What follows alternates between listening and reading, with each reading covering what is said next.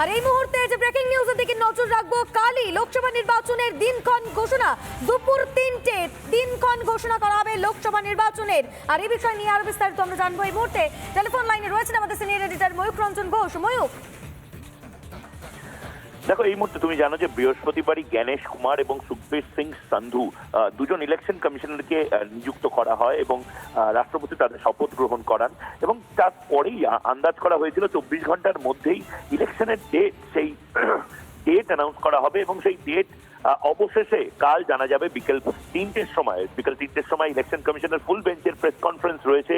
বিকেল 3টে যে প্রেস কনফারেন্স রিপাবলিক বাংলা সহ গোটা দেশে সম্প্রচার হবে, ইলেকশন কমিশনের ইউটিউব চ্যানেলেও সম্প্রচার হবে এবং তখনই জানা যাবে কয় দফায় নির্বাচনটা হচ্ছে। ইতিমধ্যেই লোকসভার নির্বাচন 8 দফায় করবার যে পরিকল্পনা বিভিন্ন রাজনৈতিক দলের তরফ থেকে এসেছে, বিশেষ করে পশ্চিমবঙ্গের ক্ষেত্রে একাধিক দফায়, সেই সমস্ত কিছু বিস্তারিতভাবে কাল বিকেল 3টের সময় জানা যাবে এবং তার পাশাপাশি জানা যাবে মডেল কোড অফ কন্ডাক্ট কবে থেকে, অর্থাৎ কাল মধ্যরাত থেকেই মডেল কোড অফ কন্ডাক্ট জারি করে দেওয়া হবে কিনা, এই সমস্ত কিছু কাল বিকেল 3টের সময় জানা যাবে। এবং ফুল বেঞ্চের যে প্রেস কনফারেন্স, সেই প্রেস কনফারেন্সে পশ্চিমবঙ্গের ক্ষেত্রে দাঁড়িয়ে একাধিক 42টি আসনের মধ্যে একাধিক যে নিয়মাবলীগুলো রয়েছে এবং দফা, কত দফায় নির্বাচন হবে, কত কেন্দ্রীয় বাহিনী অবশেষে নির্বাচনটা পরিচালনা করবেন, এই সমস্ত কিছু আর কয়েক ঘন্টার অপেক্ষা এবং তারপরেই কাল বিকেল 3টের সময় নির্বাচন কমিশনের প্রেস কনফারেন্সে লোকসভা ভোটের দিনক্ষণ কবে সেটা জানা যাবে। একবার ধন্যবাদ ময়ূক, আমাদের সঙ্গে ছিলেন আমাদের সিনিয়র এডিটর ময়ূক রঞ্জন ঘোষ। কালই দুপুর 3টে লোকসভা নির্বাচনের দিনক্ষণ ঘোষণা হতে পারে। 18তম লোকসভা নির্বাচনের দিনক্ষণ ঘোষণা করবে নির্বাচন কমিশন।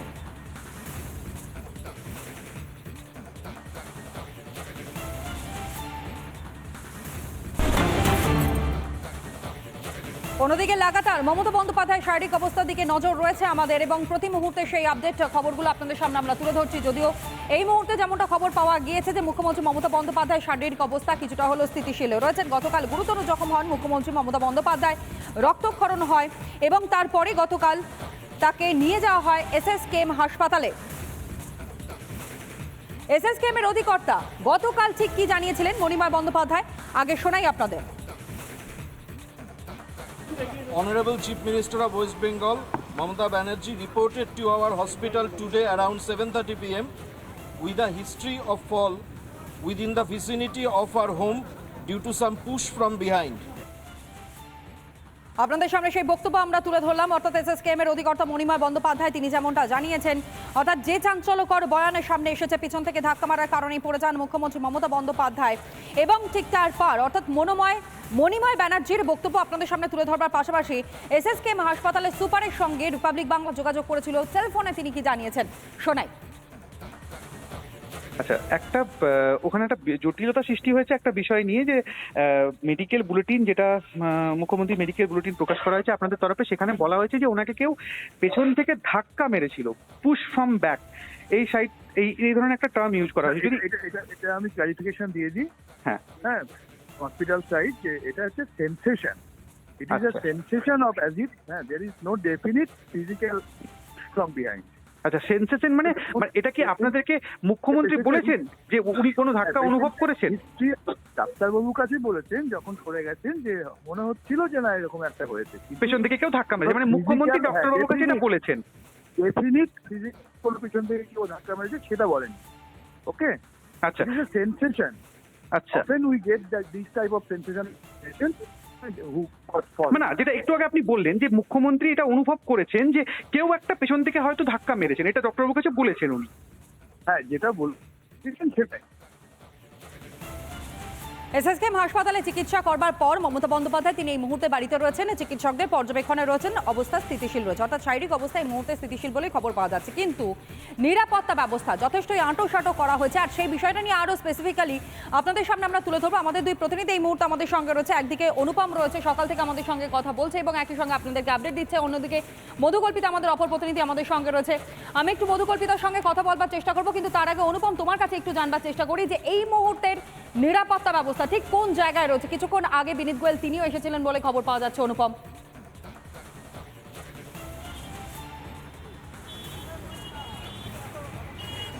দেখো, তোমরা জানি রাখি আমাদের কাছে যে খবর রয়েছে রাজ্য পুলিশের ডিজি রাজীব কুমার তিনিও আসতে পারেন মমতা বন্দ্যোপাধ্যায়ের কালীঘাটের বাড়িতে, যদিও এখনও তিনি এসে পৌঁছননি। তবে কলকাতা পুলিশ কমিশনার তিনি এসছেন, ঘুরে গিয়েছেন, ডিসি র্যাঙ্কের অফিসাররা আসছেন, তারা যাচ্ছেন ভেতরে। আর যেটা এই মুহূর্তে প্রাইমারি যে খবরটা আমরা পাচ্ছি, যে ইনভেস্টিগেশনের কথা বলা হয়েছিল পুলিশের তরফে, যে তারা একটা প্রাইমারি ইনভেস্টিগেশন করবে, সেটা করা হতে পারে। তবে কখন শুরু হবে, সেই ইনভেস্টিগেশন টিমে কারা কারা থাকবে, সেইটা এখনও পর্যন্ত স্পষ্ট করে পুলিশের কর্তারা কিছু জানাননি। অন্যদিকে তোমায় জানিয়ে রাখবো, মমতা বন্দ্যোপাধ্যায়ের বাড়ির সামনে বরাবরই নিরাপত্তা থাকে Z+, কিন্তু গতকালের ঘটনার পর আজকে নিরাপত্তাটা একটু বেশি রয়েছে। আর ডিসি র্যাঙ্কের অফিসাররা আসছেন যাচ্ছেন, বড় পুলিশের বড় কর্তারা আসছেন যাচ্ছেন। আমরা কিছুক্ষণ আগে ওএসডি গৌতম সান্যালকে ঢুকতে দেখলাম, কলকাতা পুলিশ কমিশনারকে বিনীত গোয়েলকে আমরা ভেতরে প্রবেশ করতে দেখেছি। এই মুহূর্তে ডিসি সাউথ তিনি ভেতরে প্রবেশ করলেন। স্বাভাবিকভাবে পুলিশের কর্তারা আসছেন, ভেতরে যাচ্ছেন। তবে তদন্ত কখন শুরু হবে, কিভাবে তদন্ত প্রক্রিয়ায় এগিয়ে নিয়ে যাওয়া হবে, সেটা এখনও স্পষ্ট নয়। তবে যেটা এই মুহূর্তে চিন্তার কারণ, সেটা হচ্ছে একটা স্টেটমেন্ট, মণিময় বন্দ্যোপাধ্যায়ের একটা স্টেটমেন্টকে ঘিরে যাবতীয় জল্পনা সেখানেই শুরু হচ্ছে, যখন তার একটা কথা, যে পেছন থেকে ধাক্কা দেওয়া হয়েছে বলে তার বক্তব্য, সেখান থেকে জল্পনা শুরু হয়েছে। তাহলে পেছন থেকে ধাক্কাটা দিল কে, কেউ কি ছিল না কেউ ছিল না, এই জল্পনাই কিন্তু বাড়িয়ে দিয়েছে মণিময় বন্দ্যোপাধ্যায়ের বক্তব্যের ওপর।